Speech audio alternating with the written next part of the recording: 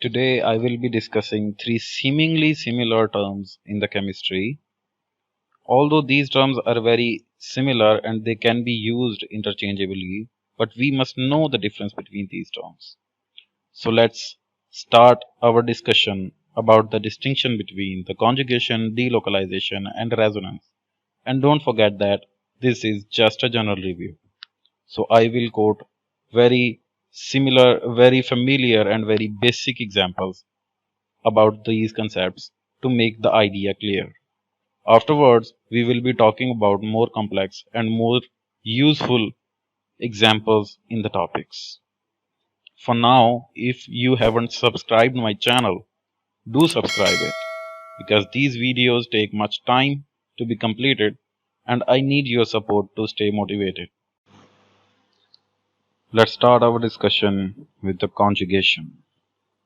As you can see, the conjugation is the overlap of the p orbital with another across the intervening sigma bond.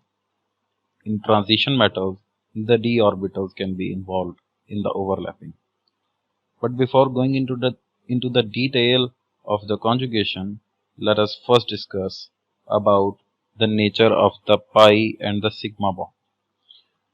For the discussion of the nature of the pi and the sigma bond, we must consider a molecule which have both of them, and that molecule should also be the simple. So we will be discussing the simplest molecule which has a pi bond, and it is ethene. As we know, it has two carbons, and both of them sp2 are sp2 hybridized. These sp2 hybridized carbon atoms have three sp2 hybridized orbitals which are located at the 120 degrees angle to each other in the same plane, forming the total 360 degree.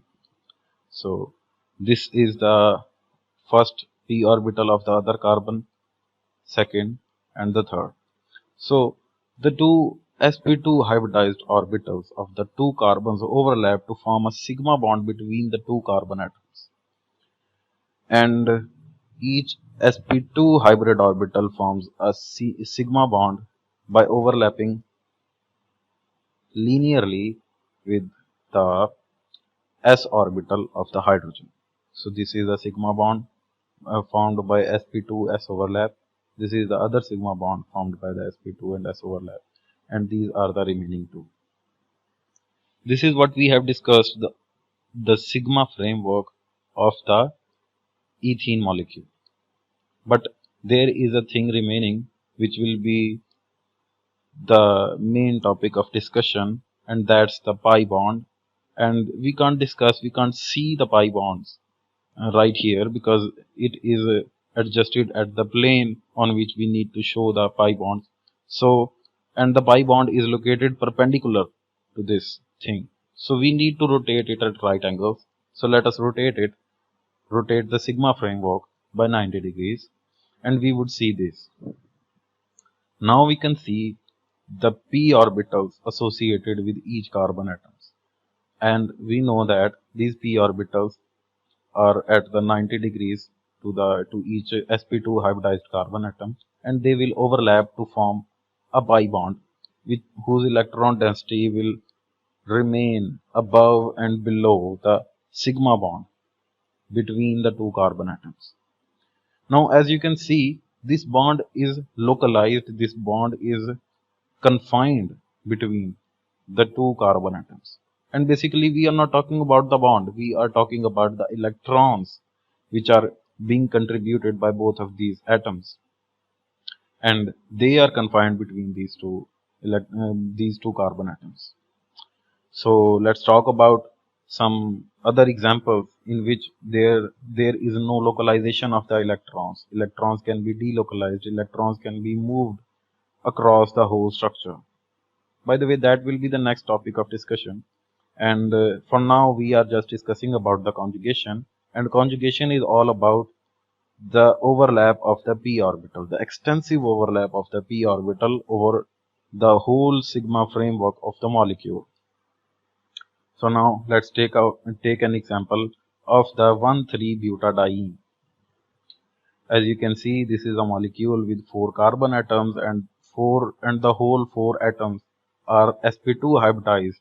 So its sigma framework can be seen like this, and the sigma framework can be seen by rotating the molecule by 360 degrees across the horizontal axis, and if we will rotate it, we will see at the bottom right corner of the slide that this is a planar molecule. Now this planar molecule is in the perfect geometry for the overlapping of the unhybridized p orbitals. So this is the sigma framework of the molecule as I have shown here, and these are the p orbitals. I have deliberately shown these p orbitals on the left and the right with different shading that that will be in the case of the localized electron density. So what will be formed? The two pi bonds will be formed a bit like this, and this is the illustration of the localized bonds, localized electrons between the two carbon atoms of 1,3-butadiene. But what we need to show that all these p orbitals are aligned perfectly to overlap with each other, and they will overlap extensively to form a thing like this, which will show that the whole sigma framework is confined between the two layers of the electron densities of the pi bonds. So the main thing in this slide we have discussed is that the conjugation is all about the orbitals of the molecule. It's all about the overlapping of the orbitals of the molecule. Now let us discuss about the delocalization. As you can see, the delocalization is the property of electrons not being associated with one or two atoms. So it is basically the consequence of the conjugation, but not conjugation itself. The conjugation is basically the extensive overlapping of the p orbitals across the sigma framework of the molecule. And this is an example of extensive p orbital overlapping, which is a graphene. What is graphene? Graphene is a layer of the graphite. So it has many sp2 hybridized carbon atoms which are arranged hexagonally to form the sigma framework of the graphene sheet, and the unhybridized p orbitals are located perpendicular to that sigma framework, or we can say this allows the electrons to move freely parallel to the layer of the graphite. Now let's discuss about the ethene. What we can say about ethene, it has localized electrons. The electrons are localized means they are just confined between the two atoms and they are not going anywhere else. Now take an example of a molecule with the delocalized electrons. This is probably the simplest molecule with the delocalized electrons.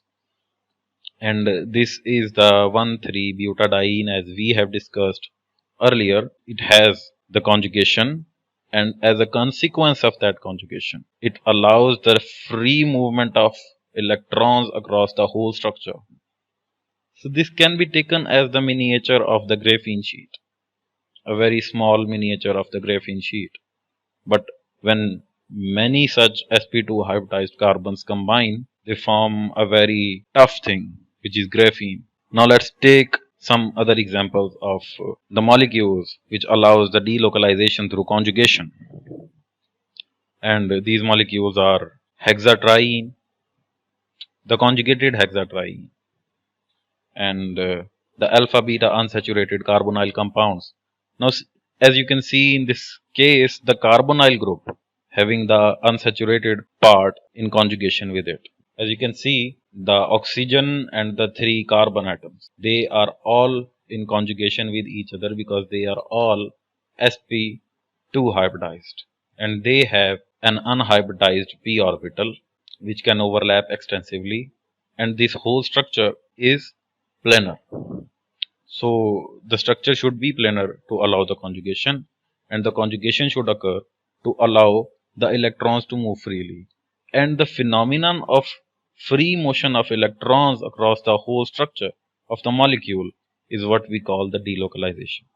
Now let's talk about another molecule, which is benzene. It is a well-known molecule which is much more stable than any other conjugated compound.